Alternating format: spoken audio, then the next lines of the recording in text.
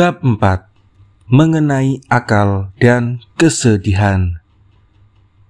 Gelar filsuf pertama Arab dianugerahkan kepada Al-Kindi karena pendekatan akademisnya, garis keturunan murni Arabnya, dan metode pembahasannya mengenai semua ilmu pengetahuan, termasuk metafisika yang juga memuat ilmu agama.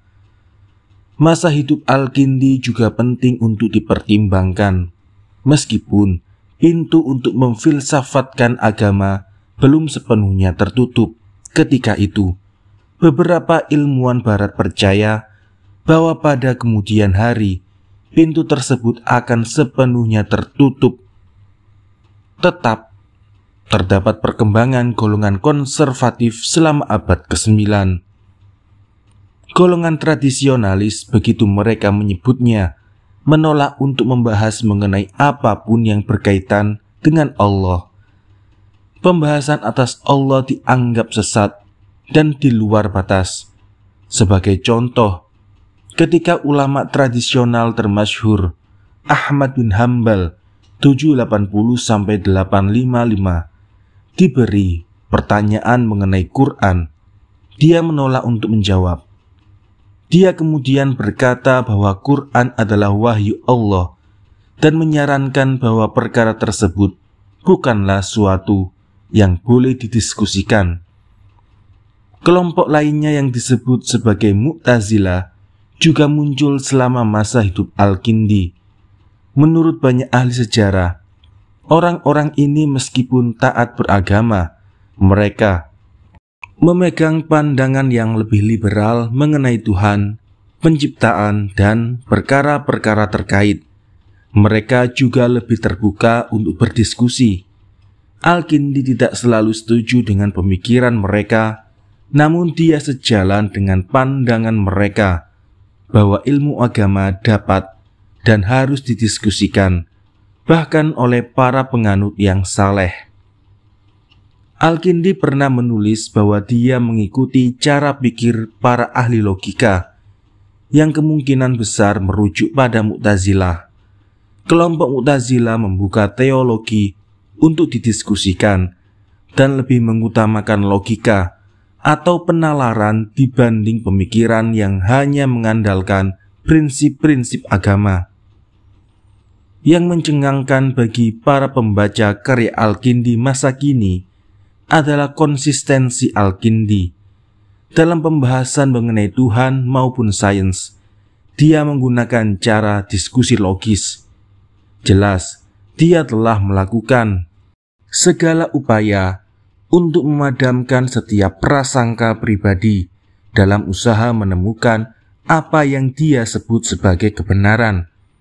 Menurut Al-Kindi, meskipun tetap berakar pada Tuhan, kebenaran dapat berasal dari sumber manapun, bahkan dari ilmu pengetahuan asing, tulisan dan teori dari luar wilayah Islam, seperti Yunani dan India.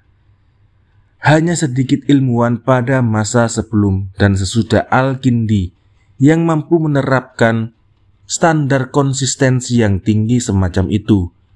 Dia menerapkan penalaran yang sama terhadap pengajaran filsafat tentang akal, pengetahuan, dan kesedihan. Akal. Sebelum Al-Kindi, Aristoteles telah menulis mengenai hakikat akal, yang dibaginya menjadi 3 jenis. Al-Kindi menafsirkan kembali teori Aristoteles dan menambahkan jenis keempat. Tidak jelas apakah dia melakukan kesalahan dalam membaca karya asli Aristoteles, atau dia memang memilih untuk menyesuaikan terjemahannya untuk para pembaca Arab. Apapun alasannya, teori Al-Kindi tetap unik dengan caranya sendiri. Jenis pertama akal menurut Al-Kindi adalah akal yang selalu aktif. Yang pertama ini merupakan bagian diri kita yang terus-menerus sadar akan apa yang terjadi di sekeliling kita, seperti bunyi, bau, hal-hal yang dilihat dan dirasakan, orang lain, dan sebagainya. Jenis akal yang kedua adalah yang disebut sebagai terpendam dalam roh. Akal kedua ini merujuk pada kemampuan seseorang untuk bertindak, suatu kapasitas yang tidak selalu terwujud. Sebagai contoh, seorang seniman mampu menggambar bahkan sebelum dia menuangkan bakatnya di atas sehelai kertas.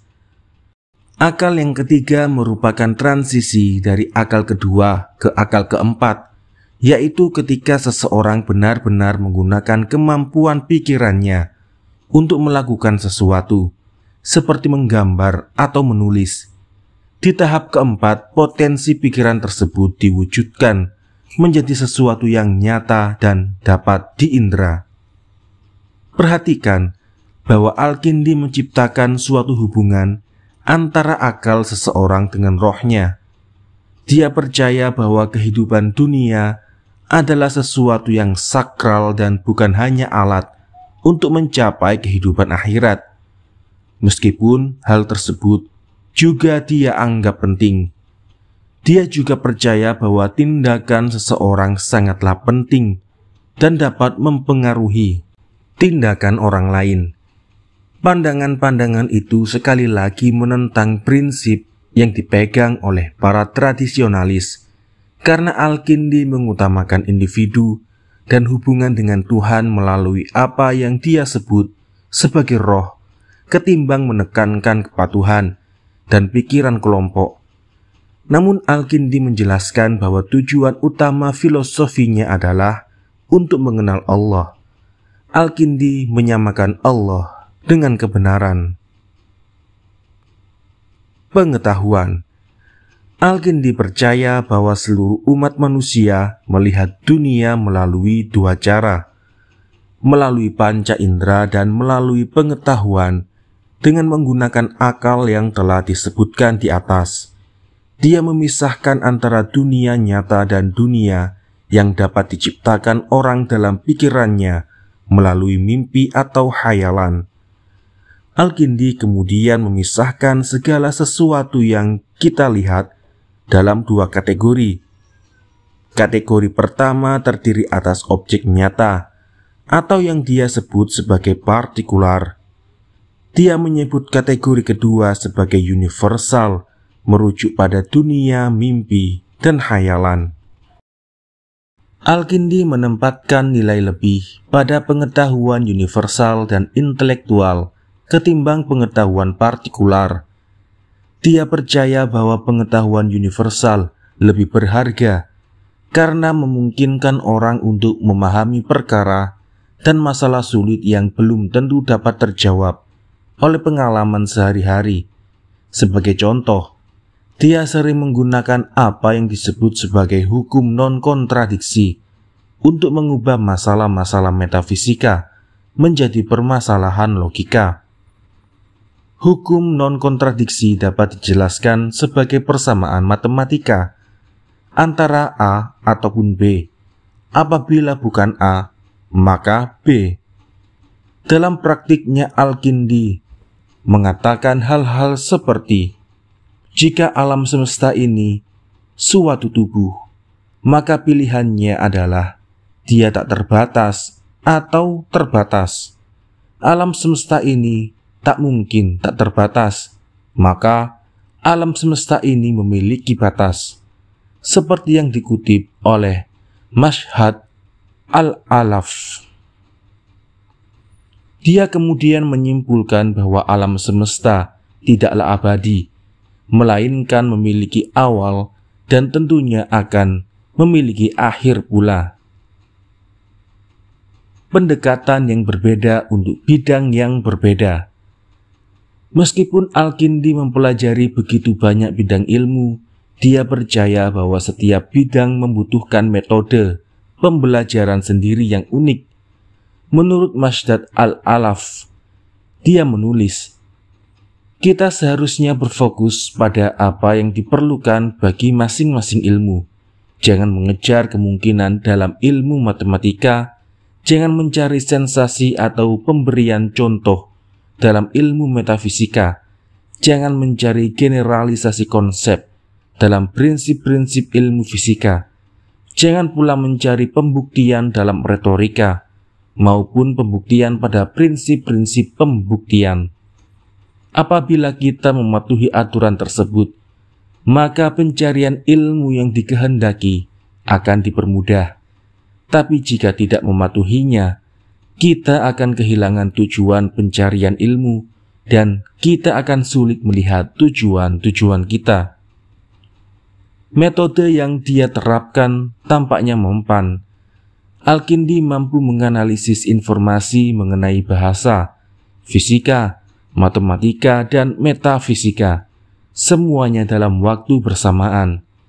Dia mengatur akal budi dan metode pembelajarannya untuk menampung berbagai bidang ilmu.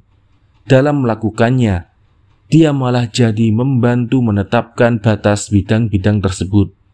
Sekarang, kita sudah biasa dengan fakta bahwa sekolah mengajarkan bidang-bidang seperti matematika dan bahasa secara terpisah. Pemisahan tersebut berasal dari pencarian selama berabad-abad. Banyak di antaranya merupakan hasil turunan karya-karya Al-Kindi.